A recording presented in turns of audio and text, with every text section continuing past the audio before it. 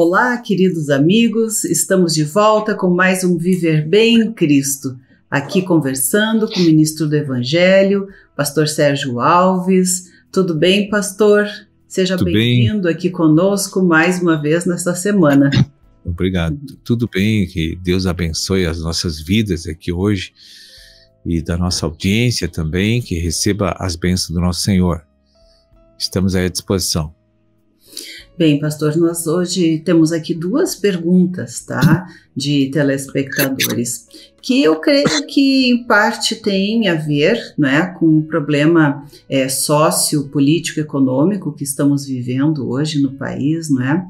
E a pergunta é a seguinte: por que Deus não destrói Satanás definitivamente e por que não imediatamente?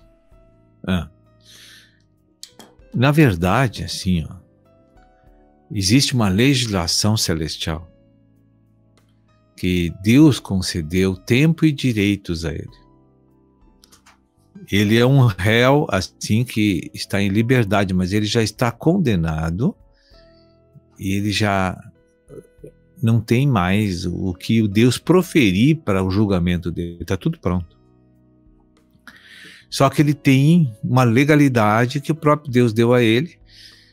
Ele tem direitos ainda em ficar na terra por um tempo. Até porque esse direito é uma necessidade para que o plano de Deus se cumpra. Para explicar isso, não é uma coisa fácil para a pessoa entender. Porque demanda estudo de várias porções da Escritura. E aglutinando elas, a gente vai ter um entendimento mais amplo. Mas o que a gente precisa aqui saber é que esse querubim que foi julgado, que é Satanás hoje, ele vivia com Deus na luz inacessível e ele governava a terra na era pré-adâmica. E o primeiro julgamento dele foi lá nos céus, na luz inacessível, foi de lá que Deus expulsou ele num primeiro momento e precipitou ele por terra. Veja bem. E aqui ele governava a terra e não tinha o homem ainda. Tinha seres viventes, mas a gente não sabe. Deus nunca revelou como eram. Então ele tinha direitos legais aqui, concedidos por Deus, para morar aqui. E aqui era a habitação dele, na verdade, aqui era o comando dele. E hoje Deus, julgando ele dessa forma, colocou Cristo como comandante universal, o Filho de Deus. Então, o Cristo veio realmente fazer aquilo que ele deixou as lacunas devido ao seu julgamento, né? Então, lá em Isaías 6, tem uma passagem que diz: quem eu enviarei para a salvação daquele povo, né? E aí o Pai, o Filho e o Espírito, que é um só, o Filho disse: envia-me a mim. Então era Deus falando com Deus. Isso é uma coisa assim que a nossa mente não entende, né? Então o Jesus disse assim: eu vou operar, pode me mandar. Então é o próprio Deus que tinha que encarnar e vir, entende? E viver aqui na Terra os anos que era a exigência da legislação celestial, que para nós ainda pode até estar velada isso, né? Não temos um esclarecimento. Mas então ele tem um direito legal ainda de ficar aqui. Mas o tempo já está determinado para ele sair de cena total do universo. E vai para uma dimensão chamada Lago de Fogo. E ali vai ser preso eternamente lá nessa dimensão e nunca mais sai de lá. Ele e todos os seus súditos. Os condenados, os humanos condenados, os anjos caídos, os demônios. Eles serão lançados tudo para dentro do Lago de Fogo. E aquelas portas serão cerradas para sempre. Esse é o dano da segunda morte. Então esses são os que realmente não quiseram Deus. Não quiseram. E Deus oportunizou essas pessoas. Porque Deus não julga uma pessoa, não condena uma pessoa sem dar a oportunidade de salvação para ela. Então, isso é uma das dúvidas, né, também que surgiram aqui por parte de telespectadores, né? Por que Deus cria o homem, depois mata o homem, não é?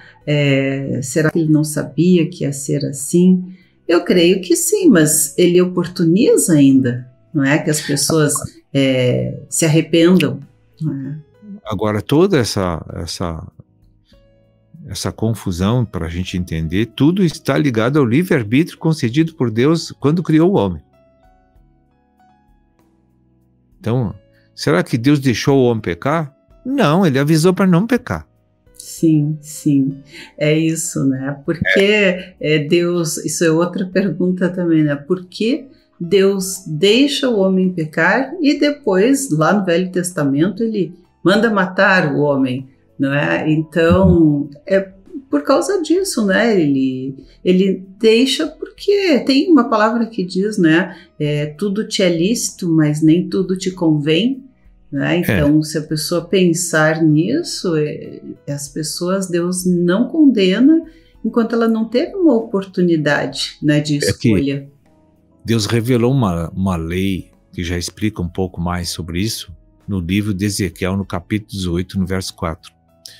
Ele diz assim, que o homem que ele criou tem alma, e toda alma que pecar, esta morrerá. Isso quer dizer, lago de fogo, condenação eterna, dano da segunda morte. Esse é o juízo de Deus. E todos nós pecamos, as nossas almas pecaram, através do pecado do primeiro casal. E por isso que a gente tem que ver que quando Deus olha para um homem, ele olha para um homem coletivo também. Ele tem a nossa tratamento unipessoal a nível de edificação, mas a nível de reino, ele olha coletivamente a todos nós. Ou seja, o mundo como um todo. Como um todo. Então é muito difícil com a nossa mente pequena a gente alcançar uma compreensão, um entendimento, porque não tem muita lógica nessas coisas, sabe? Não é do nosso trato cotidiano, do comum, natural, são coisas bem elevadas, que a nossa mente humana precisa, assim, muito tempo de convivência com o Espírito Santo e ter experiências com Deus para conseguir compreender muitas coisas. E só se aprende realmente com as experiências, com a prática, né? Colocando em prática essas coisas, porque senão é difícil só na teoria ficar achando, quem sabe, talvez talvez não é, mas quando tu tens a prática, não tem mais, né? Como se questionar, não há dúvida mais, não é?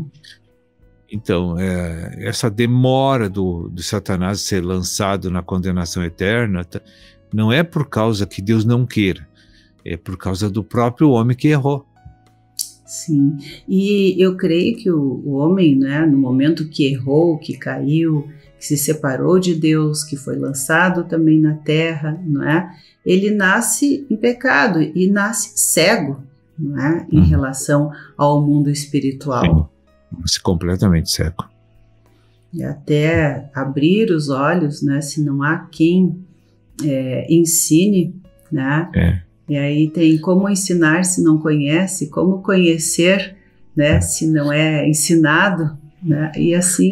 Aí você observa todas as instituições divinas que foram criadas, que é a igreja, para ajudar o homem a abrir os olhos, para enxergar Deus e o mundo espiritual, estão falhando porque não estão cumprindo com as determinações do Senhor.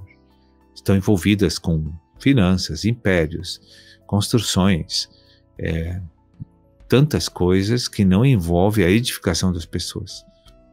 Então as pessoas entram para a igreja, obtêm a salvação, mas continuam cegas. Sim. E os que têm conhecimento, que praticam essas coisas, né? Então, enxergaram e continuam fazendo aquilo que sabem que está errado, né? Aí realmente fica difícil, né, de perdoar. Deus não pode ser conivente, né, com o erro. Então não há solução se não houver arrependimento, né? Toda a ação de Satanás no mundo depende só do livre-arbítrio do homem. Se o homem decisão. Se o homem fechar a porta para ele, não seguir os conselhos e as persuasões e os enganos que ele produz no coração do homem, ele está liquidado já. Mas isso teria que ser de forma coletiva, né? A questão de olhar para dentro de nós e analisar nossos pensamentos, sentimentos e ações, né? Eu creio que se o Espírito Santo habita dentro de nós e nós olharmos para dentro de nós, nós veremos, né? Temos essa capacidade. Bem, pastor, vamos fazer um breve intervalo, porque depois tem outra pergunta aí também para o pastor. Já voltamos.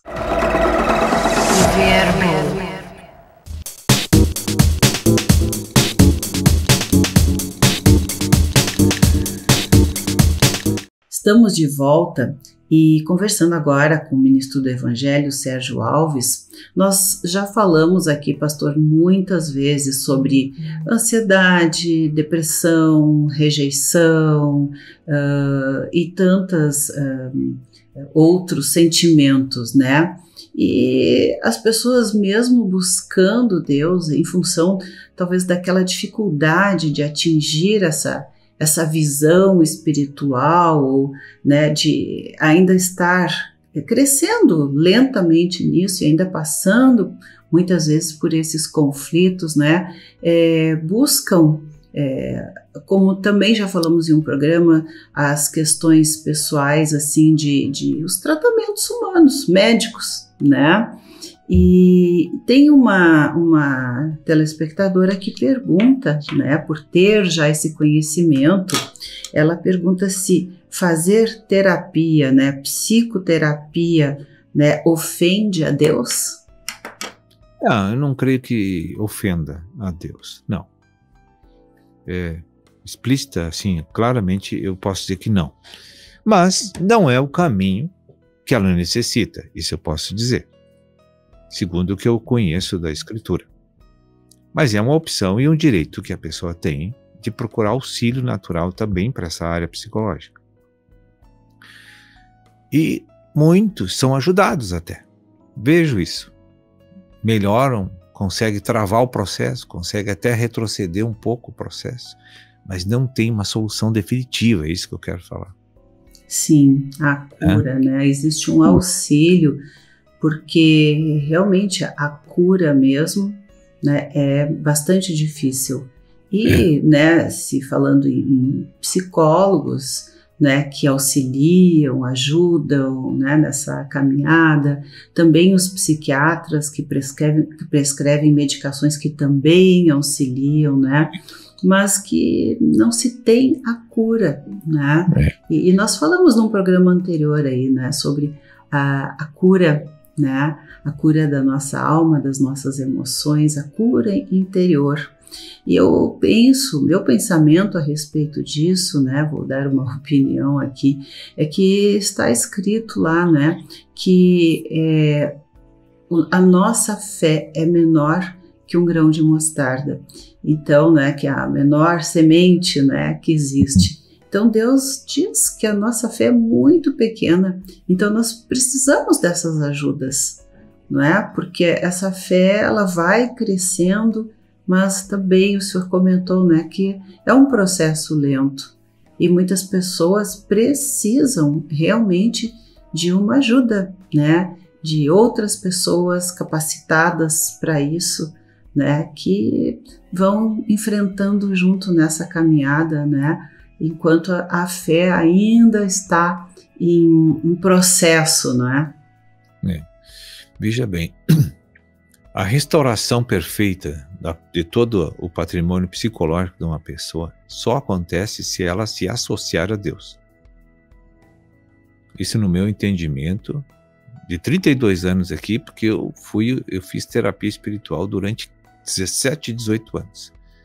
Então eu lidei com depressivos, com esquizofrênico, com síndrome do pânico, experiências muitas e muitas, e as pessoas obtiveram vitória e ficaram livres para sempre desses problemas. Sim, de drogadição, inclusive. Bem, né? Tudo.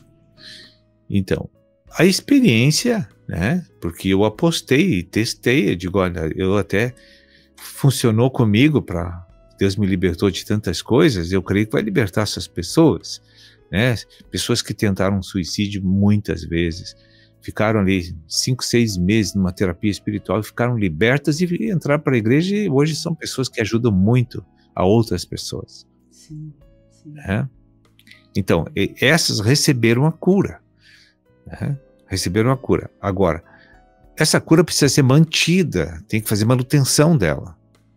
Né? Assim como o tratamento psicológico natural também. Né? A pessoa precisa fazer algumas coisas para manter aquele nível de libertação que ele conseguiu. Verdade. Né? Agora, Deus realmente glorifica a alma da pessoa, é diferente. Sim. Né? É uma questão da alma como um todo, né? Que é a mente, a vontade e as emoções, né?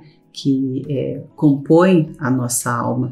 Mas cada vez mais, pastor, e eu lembro também de já termos falado em outros programas mais antigos, né? A questão da ciência com a espiritualidade, né? Vários profissionais de áreas diferentes da medicina têm falado sobre isso. Uhum. Psiquiatras, cardiologistas, oncologistas, né? Já se tem estudos comprovando e se tem falado isso em congresso, da importância, né, da espiritualidade nessas curas, né? Então, às vezes as pessoas não discernem bem a questão de Cristo, mas sabem que existe uma ação espiritual que pode curar. Né? Já se admite isso, e isso faz parte como uma das, digamos assim, cadeiras ou palestras, né, que se tem em congressos, enfim, conversando com profissionais. Essa abertura da ciência para o fator fé espiritual é uma comprovação, né, de que a ciência chegou num nível realmente elevado, né, e que viu que tudo que é natural e tudo que é técnico tem limites. Mas estamos descobrindo que o conselho espiritual de Deus é ilimitado para receber as bênçãos e a libertação. Então já estão admitindo isso. Isso é fantástico. Isso é uma coisa que há 20 anos atrás era totalmente velado, isso aí, né? Sim. Não. Uma coisa é a fé, outra coisa é a técnica. Sim, e mesmo assim estamos bem atrasados, né? E eu comento isso porque no final de semana passado eu estive em um simpósio, né? E houve uma palestra sobre neurociência, né? E tudo que foi dito ali eu ficava só pensando, mas tudo isso Deus já falou, né? Então eu vejo que o homem chegou com bastante atraso e dificuldade e faz isso, hoje fala isso, né, como uma descoberta, né, uma grande descoberta que ainda terá que avançar bastante, mas que, né, são descobertas que estão se encaminhando para possíveis conclusões ou certificações, enfim, né? Mas tudo que foi dito, e olha que eu não tenho tanto conhecimento assim da Bíblia, né, de tantos anos como o senhor, mas tudo que foi dito, eu achava o paralelo na Bíblia que foi escrito, né, há milhares de anos atrás, né? Exatamente, só que dito em outras palavras, mas exatamente o mesmo significado.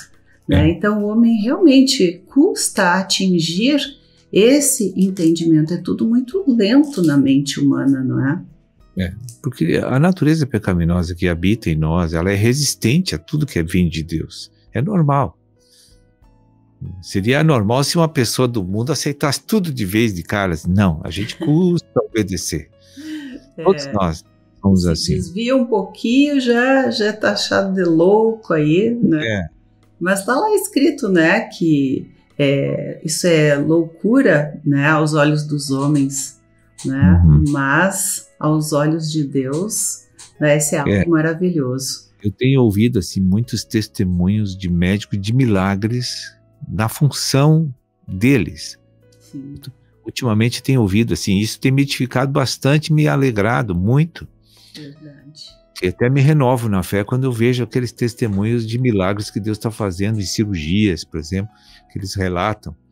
Agora eu estou tratando assim, muitos médicos estão se convertendo assim a Cristo, né? Então a gente tem a oportunidade de contatá-los.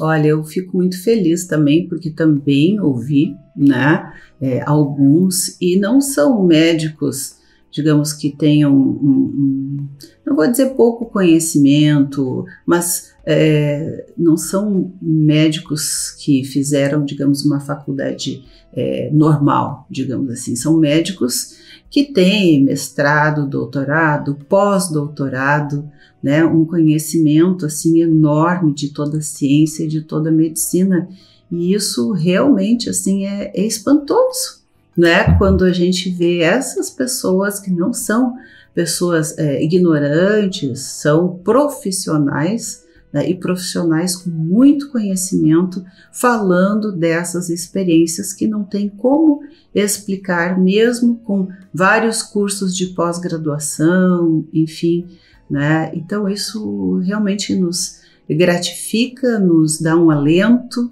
né? Nos faz perseverar e buscar descobrir cada vez mais quem é esse ser, quem é Deus, quem é o Criador, como ele age, como ele pensa, né? É difícil porque ele próprio diz que os meus pensamentos não são os vossos pensamentos, né?